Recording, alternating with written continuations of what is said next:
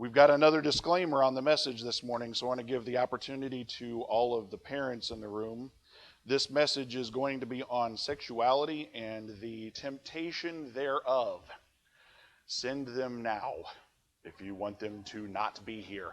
The last time was on adultery a couple of weeks ago, and I cannot skirt around this one. It is heavy on it, and it's a subject that needs to be talked about.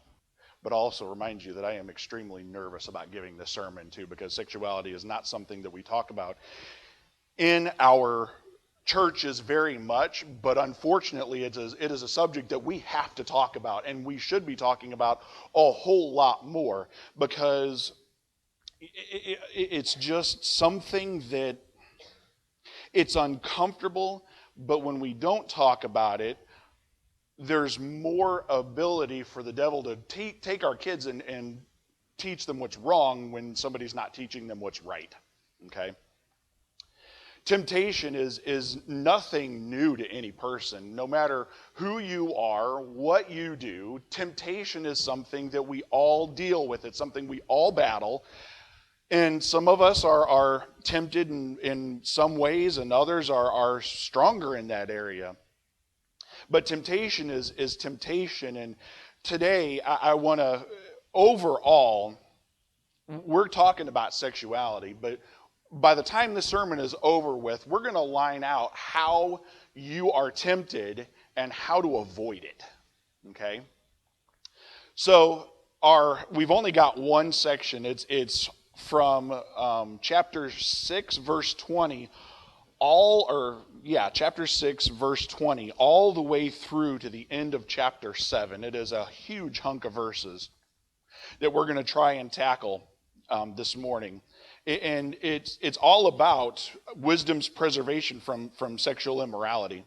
And the first little subheading here is how wisdom preserves us from adultery. You know, we start off in verse 20 here in chapter 6, and it says, "My son, keep your father's command and don't reject your mother's teaching. Always bind them to your heart, tie them around your neck. When you walk here and there, they will guide you. When you lie down, they will watch over you. When you wake up, they will talk to you. For a commandment is a lamp, teaching is a light, and corrective instructions are the way to life. They will protect you from an evil woman, from the flattering tongue of a stranger." Once again, like we start off at some of the other chapters at the previous 6 chapters we've looked at, it all starts off with an urging to keep the father and mother's command. And one of the things that I want to draw your notice to, again, which I haven't done in a few weeks, is the action verbs that go along with describing keeping these commands. Always bind them to your heart. Tie them around your neck. When you walk here and there, they will guide you on the right paths. When you lie down, they will watch over you. When you wake up, they will talk to you. Internalizing this wisdom and knowledge that Solomon is giving here in Proverbs, and ultimately that Jesus Christ brings as the ultimate wisdom. We should be, again, actively binding, tying, walking with them so that they can guide us and allowing them to do their work in us. And I want to use this opportunity to say that as we look here, it says that, keep the father and mother's commands in their teaching. And, parents have a duty to teach their children wisdom from the scriptures. It is a parent's duty to raise their children up in the Lord. Not just parents, but grandparents, aunts and uncles and relatives. It is our duty to help our kids grow in the Lord. And not only just grow in the Lord, but teach them what the Bible says about true sexual morality. And unfortunately, I'm going to call it out right here. I think this is one area that our churches, I'm not picking on this church, I'm picking on all churches. The American church has failed in this realm because it's one of those subjects that's It's just kind of taboo. You just don't talk about it. And we should be addressing it from a biblical standpoint, okay? Verses 25 and 26, it says, don't lust in your heart for her beauty, or let her captivate you with her eyelashes. For a prostitute's fee is only a loaf of bread, but an adulteress goes after your very life. Warnings, again, not to lust. And it reminds me of Matthew 5:27 to 30 in the Sermon on the Mount, when Jesus talks about all this stuff, and he goes through this section on adultery in the heart. He says, you have heard that it was said, do not commit adultery, but I tell you, everyone who looks at a woman to lust for her has already committed adultery with her in his heart. That's just kind of the main overview, but that's kind of what this reminds me of. It. Jesus is teaching here that because we lust, that's where adultery ultimately begins. That's where it begins, because, and I said it a couple of weeks ago, no adultery or sexual immorality, no sin has ever been committed on the outside that wasn't first considered on the inside. It begins with a thought. That's why he also talks about murder, how, watch how we speak to one another, because the words that we say reveal our inner heart. It starts on the inside, the stuff that eventually comes out as sin. It's always considered on the inside first. You see, immorality, it's costly to everybody, because when a prostitute will take fees and it will cost you money, but an adulteress takes your very life. And that's what Solomon's going after her. He's telling you not to lust after her beauty. Now, it's described as a female, but this goes for both sexes, male and female. Don't lust after someone for their good looks, or let them captivate you with their eyelashes. That's kind of like just a picture of flattery and discussion. Discussion. Oh my gosh, flattery and seduction is the word I'm going for. We can easily be seduced by these things. Verses 27 to 35 go on, and it says, can a man embrace fire and his clothes not be burned? Can a man walk on coals without scorching his feet? So it is with the one who sleeps with another man's wife. No one who touches her will go unpunished. People don't despise the thief if he steals to satisfy himself when he's hungry. Still, if caught, he must pay 7 times as much. He must give up all the wealth in his house. The one who commits adultery lacks sense. Whoever does so destroys himself. He will get a beating and dishonor, and his disgrace will never be removed. For jealousy enrages a husband, and he will show no mercy when he takes revenge. He will not be appeased by anything or be persuaded by lavish gifts. You see, sexual immorality has dire consequences to it, which are inevitable and, by the way, very severe. If you play with fire, you're going to get burned. It's the old saying, if you play with fire, you're going to get burned. Don't be a pyromaniac, in other words. But that's the whole point that Solomon's getting at here. He's like, can you hold fire in your lap and not get burned by it? Such as it is with sexual immorality or whatever the sin it is that's in your life. If you play with fire, you're going to get burned by it eventually. It may not hit you. It may not be today and it may not be tomorrow, but eventually, sweetheart, eventually it's going to catch up with you. The old James, is that James Cagney? I think, is that who that is? But anyway, it's just one of those things. It's going to hit you sooner or later. Okay? It's impossible to engage in this stuff and not be burned by it. Verses 30 to 31 talk about how, if and when you're caught, it's going to be severe, because the wrath of a husband and or angry father is severe. As a child, or as one who has daughters, I always kid with my daughters that I've got a baseball bat ready to scare the kids away, the young boys that come around. But the price is going to be severe. Even Even the thief who steals when he's hungry, nobody blames the guy because he's hungry. He goes in to steal because he's hungry. But even then, he has to pay back 7 times what it was the original cost of the item. You think about somebody who goes into a store. They steal a candy bar or a loaf of bread or whatever the case may be. They get caught. The price for getting caught for that is going to be jail. The price is very severe. That's just for stealing. So what do you think it's going to be when we misuse our sexuality? You see, verses 30 to 32 move on. It says the one who commits adultery and sexual immorality, it really just shows their foolishness. It says the one who commits adultery lacks sense. They're foolish.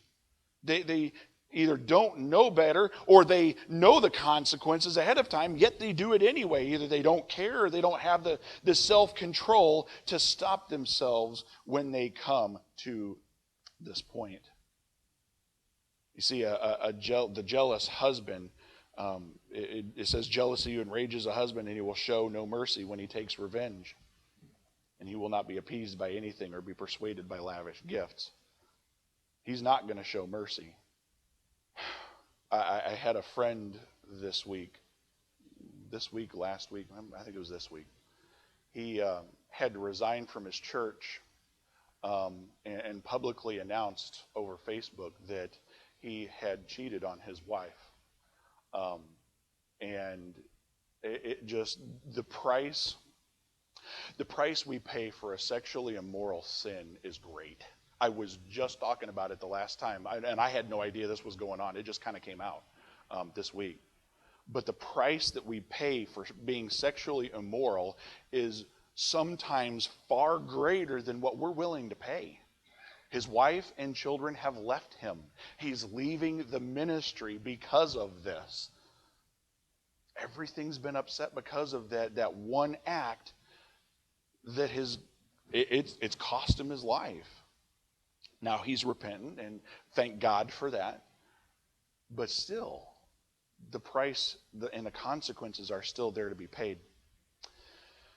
Chapter 7, verses 1 to 5 says, "My son, obey my words and treasure my commands. Keep my commands and live. Protect my teachings as you would the pupil of your eye.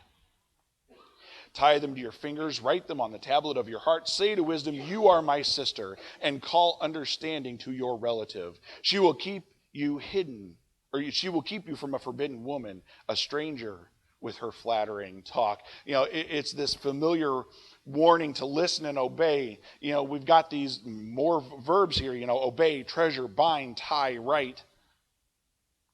And eventually it comes down here and it says to treasure wisdom. Call it your sister, and it will keep you and protect you from harm. We have 5 steps. This next section is a story. And some commentators think that this is a firsthand acknowledgement from Solomon. Some people think that this is something he either A, did, or 2, witnessed. Okay? But in either case, this is an example, this is an application of seduction, okay? And I'm going to split this up into 5 different sections. Actually, the commentary split it up into 5 different sections, and I thought it was so great that I ran with it. Okay, so let me read the story, and then we'll come back and break it down. Starting in verse 6, it says, "At the window of my house, I looked through my lattice. I saw among the inexperienced, I noticed among the youths, a young man lacking sense. Crossing the street near her corner, he strolled down the road to her house at twilight in the evening, in the dark of the night. A woman came to meet him, dressed like a prostitute, having a hidden agenda. She is loud and defiant. Her feet do not stay at home. Now in the street, now in the square, she lurks at every corner. She grabs him and kisses him, and she brazenly says to him, I've made fellowship offerings today. I've fulfilled my vows. So I came out to meet you, to search for you, and I found you. I've spread coverings on my bed, richly colored linen from Egypt. I've perfumed my bed with myrrh, aloes, and cinnamon. Come, let's drink deeply of lovemaking until morning. Let's feast on each other's love. My husband isn't home. He went on a long journey. He took a bag of money with him, and he will come home at the time of the full moon. She seduces him with her persistent pleading. She lures with her flattering talk. He follows her impulsively like an ox going to slaughter, like a deer bounding towards a trap, until an arrow pierces its liver and a bird darting into a snare. He doesn't know it will cost him his life. Now, my sons, listen to me and pay attention to the words of my mouth. Don't let your heart turn aside to her ways. Don't stray onto her paths, for she has brought many down to death. Her victims are countless. Her house is the road to Sheol, descending to the chambers of death. The first little section here is verses 6 to 9, and right here we're talking about the victim's naivete. The victim's just unassuming unawareness that's going on around him.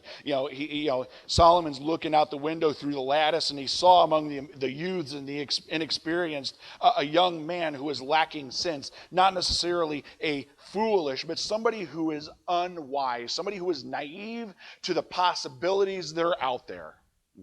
Okay, so that's the first step. The victim's naivete, to think that either A, it can't happen to them, or B, they just are unaware of the dangers that are out there.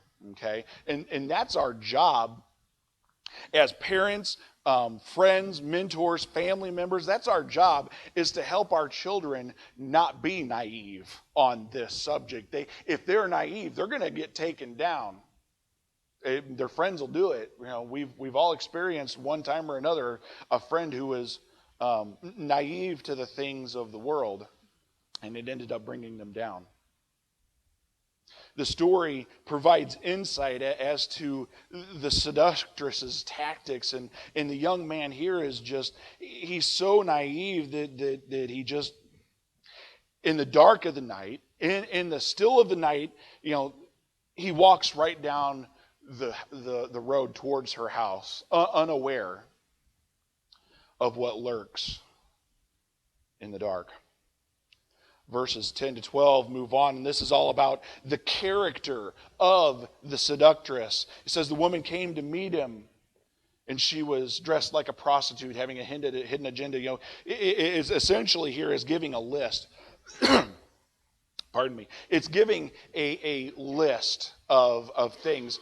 Number one, the seductress's character. Again, this is characterized as a woman, but don't hear me that it's only women. We men have fall into this category as well. Okay. Number one, they're dressed provocatively. They are dressed, as I've got it described, they're dressed badly.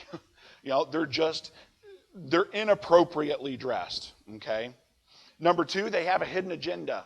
There's always something else behind that provocative look that they're searching for. Okay? They're three, they're loud. Four, they're defiant of God's word.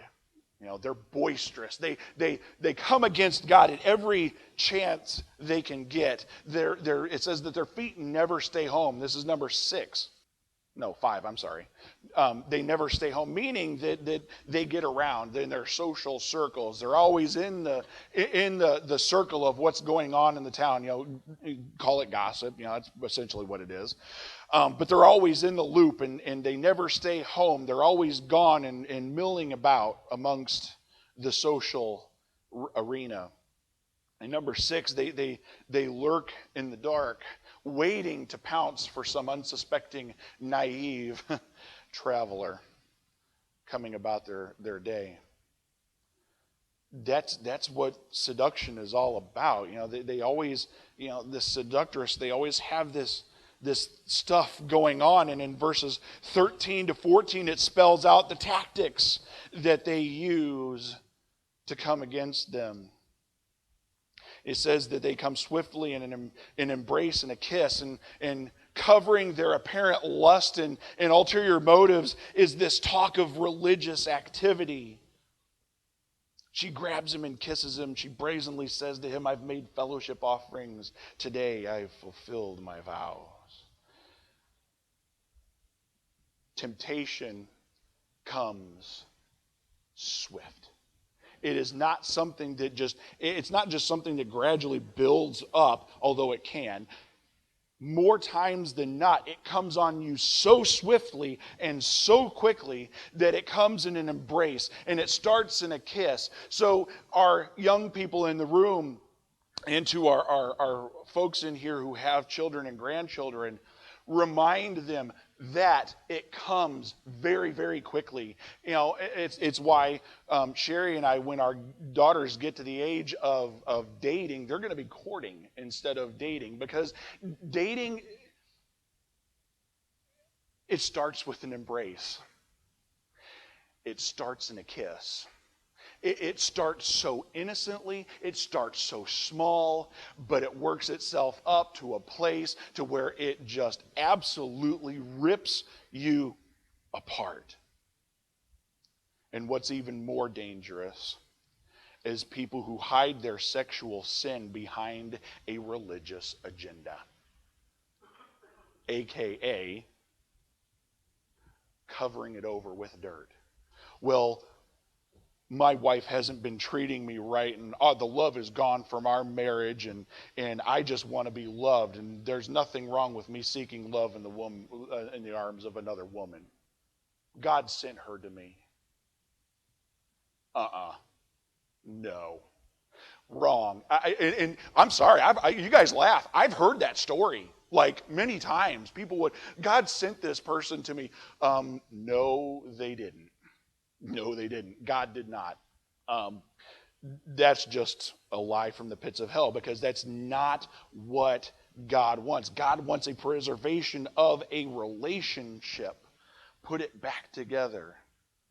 You see, the religious talk is only a diversion to reassure them, either themselves or the other person, that everything is okay.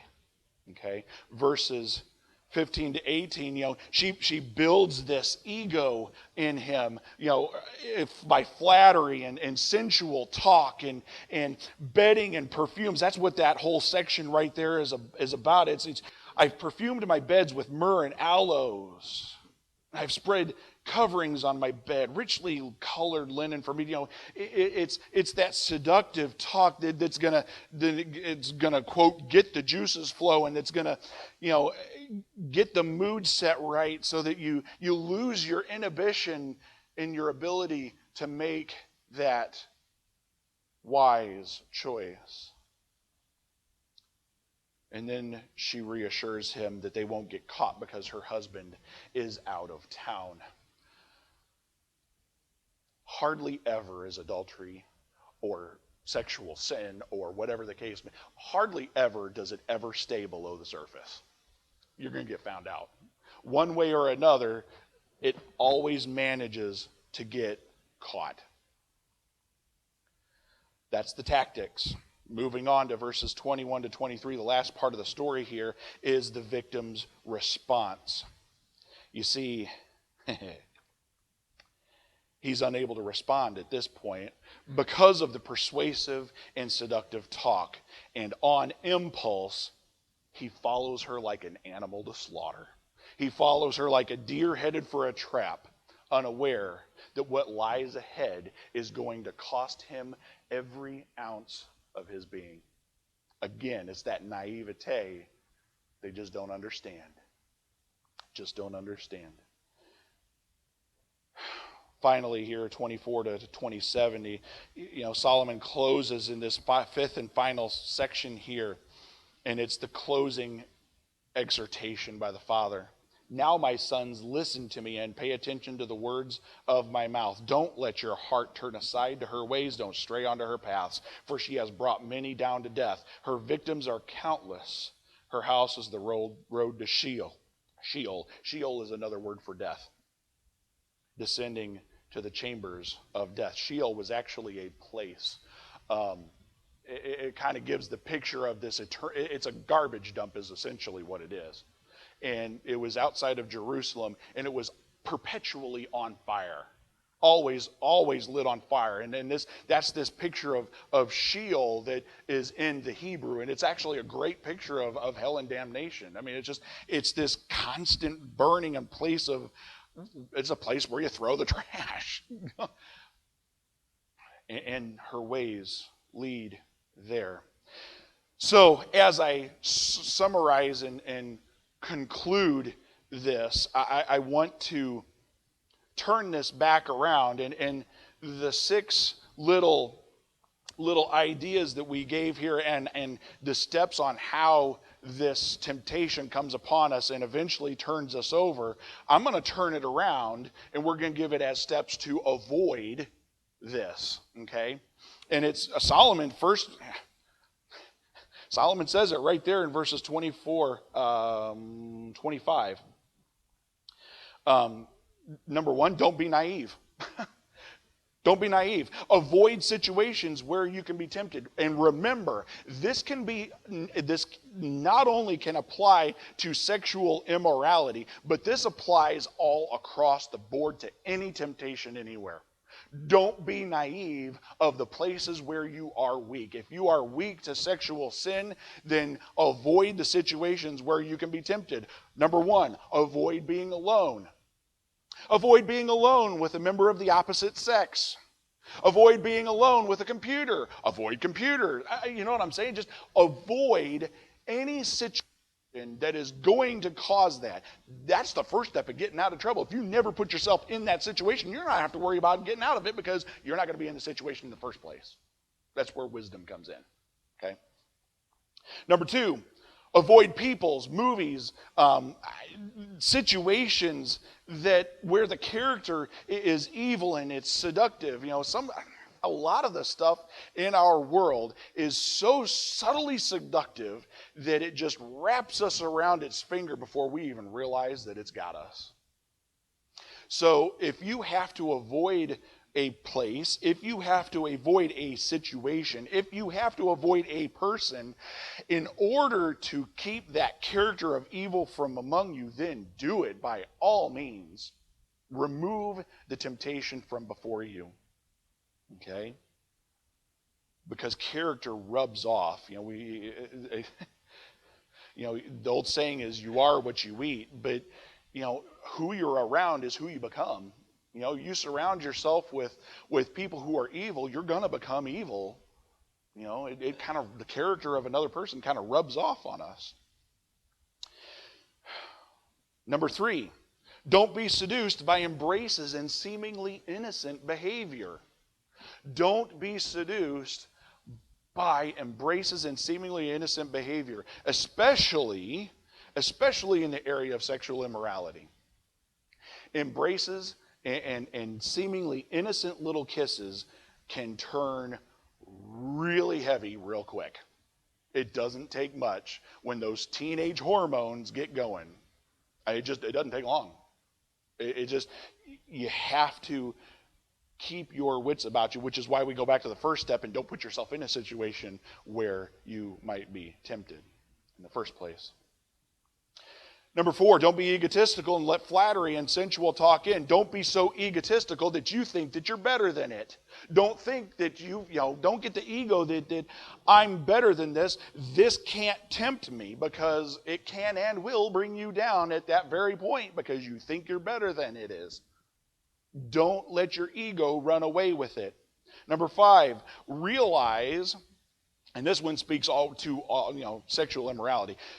Realize that all sexual immorality is wrong. Adultery, premarital sex, homosexuality, pornography, even lusting after the opposite sex is wrong. Okay? It's not that you can't ever look at the member of the opposite sex, it's lusting after them. There's a huge difference. There's a song, it's the second glance that ties your hand. It's by Casting Crowns. It's what he's saying is, you see somebody passing by and you go back for a second. It's that second look that ties your hands. Okay? Sexual sin is always self-serving. Always self-serving.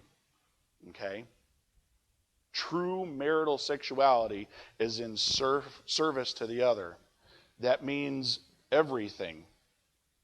In marriage, it is always designed to be in service to one another. It can never be just one-sided. And even in a marital relationship, if it's one-sided only, it's still not in the right context because it's supposed to be equally shared by both partners. Told you this sermon was going to be a little uncomfortable. And finally, don't act on impulse on anything. If there's anything that you do, do not act on impulse. Don't do it. Because when we act on impulse, we're more likely to make a mistake than we are not to. Always take time to think and pray something over before you react, before you make a decision. That was some of the best advice I ever got. Never react. Always pray it over and think it over. That goes to whether you're going to buy a car, a house, or whether you're in a situation where you're tempted by a member of the opposite sex. Think it over, because if you think it over, your wits are going to get about you, and you're going to realize that it is wrong. Adultery, sexual immorality are both tragic, and they're both completely avoidable if we would only heed Jesus Christ's wisdom. As a parent, a grandparent, a friend, it's our duty to help educate our young people on the dangers of sexual immorality. I stated in the beginning that it's just my opinion, and take it for what it's worth, but I think this is one of the areas that the church has failed completely. We have just failed to talk about the issue of sexuality. We just haven't. And it really is our job to educate the next generation on what God teaches about this true sexual nature that God has given us. It is a wonderful and beautiful thing in the right context. But again, it's one of those things that just Satan uses. It's kind of like James talks about the tongue. The tongue it can be used to give such praises to God, but in the next turn it can, lash out and create evil. As we come to invitation time, I want to urge you to seek out Jesus. We're on this trek through Proverbs, and the wisdom that is being shared here is awesome. And realize, and I've said it before, but I want to reiterate it. I want to restate it again. The whole point of Proverbs is to point to Jesus Christ. It's the whole point of everything. If you go to the New Testament, you can find all kinds of stuff written, what the Proverbs talk about. Jesus talks about it. Paul talks about it. The New Testament writers talk about it. Seek Jesus Christ out in everything. If you have never received Jesus Christ as your Lord and Savior, today is the day. I want you to this is one of those moments where I want you to act on impulse. Because that's not impulse, that's the Spirit leading. Okay? Act on that tugging in your heart. Stand and sing with me.